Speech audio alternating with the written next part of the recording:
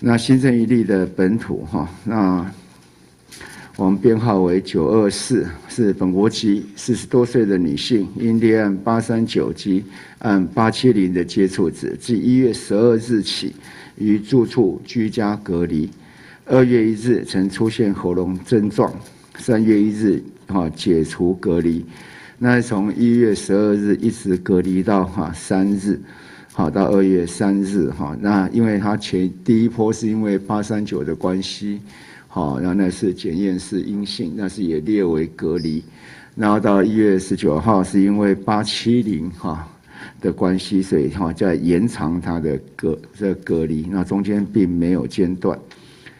那4日进行隔离期满采检，那于今日确诊。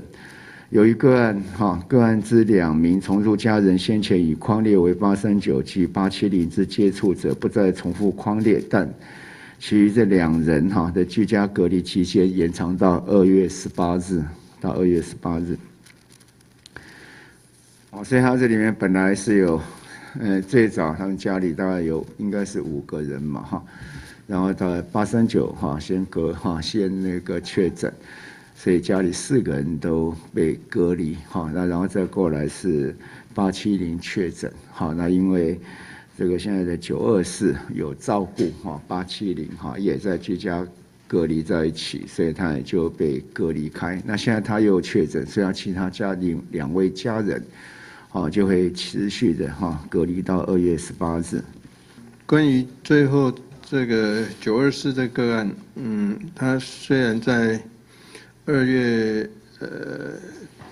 初的时候有一点点，2月1号有一点点喉咙痒痒的状况，那是不是确定就是那个是他的所谓的发病日？我们就临床的观点来说，当然没办法确定了哈。那第二个就是，他验起来的 CT 值还是相当的高32哈，那所以。也许是更早之前就已经有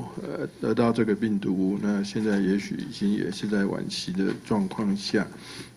所以他的隔离当中，或者说他的接触，有跟839有接触过，有跟870有接触过哈，那所以这个当中到底是在哪一个时间点的真的病毒跑到他身上，然后开始在他身上繁殖到现在，其实。精准的时间点，我们当然没有办法很清楚的掌握。那现在看到的单一个数值 ，CT 值是偏高的，我们当然会优先想是不是在晚期了哈。那可是我们当然还会再看下一个CD 的结果哈，那来做比较综合的一个判断。不过总之，它都是在接触病毒以后都是在居隔的状态之下了哈，所以就没有跟其他。除了同住家人以外，没有再有其他的接触的一个状况。第一个大概这个 COVAX 的来往，当然就是第一步当然是询问大家有哪些国家或地区要来参加，那我们大家讲就是说我们要参加。第二个参加的形式里面，当然我们的身份别当然是属于就是相对富裕的国家，所以不会列在那个免费的那个区块，所以这部分大概有90几个是，被列进来。那然后那时候大家都一直在担心说是不是有什么156名参加的时序没有那个时候就跟大家澄清那是一个总名单所以没有分所谓的先后，只是有一个截止的日期。然后他第一个再来问的就是说，那是不是什么疫苗都可以就是说他们来分，只要他们来分我们就都无条件要接受。我们那时候给他的回答就是说我们要选择，我们要选择。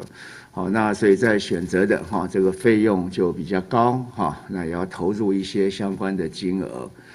然后这个就是他们就等于接下来就是 COVAX 他们的努力嘛然后在最近的时候，应该不是最近，在上2次的时候，他们有来问，就是说这 RNA 的疫苗RNA 的疫苗，因为它相关有一些保存、运送的问题，所以他问所有的国家，就是说，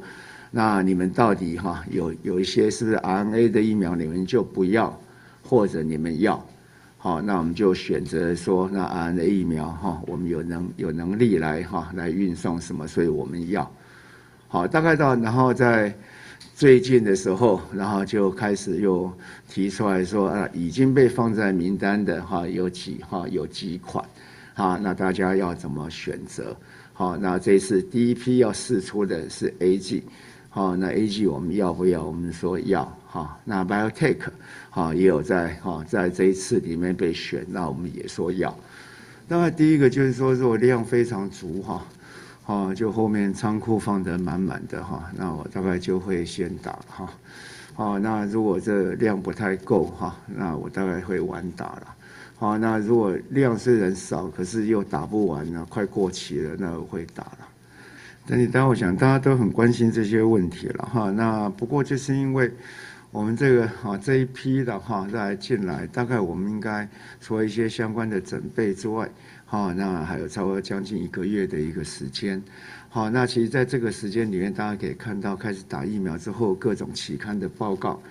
相对的就非常非常的多。所以我相信在这20几天来里面也有相关的一些报告会陆陆续续出来，那我会请专家收集相关的意见。好，现在的大的方向大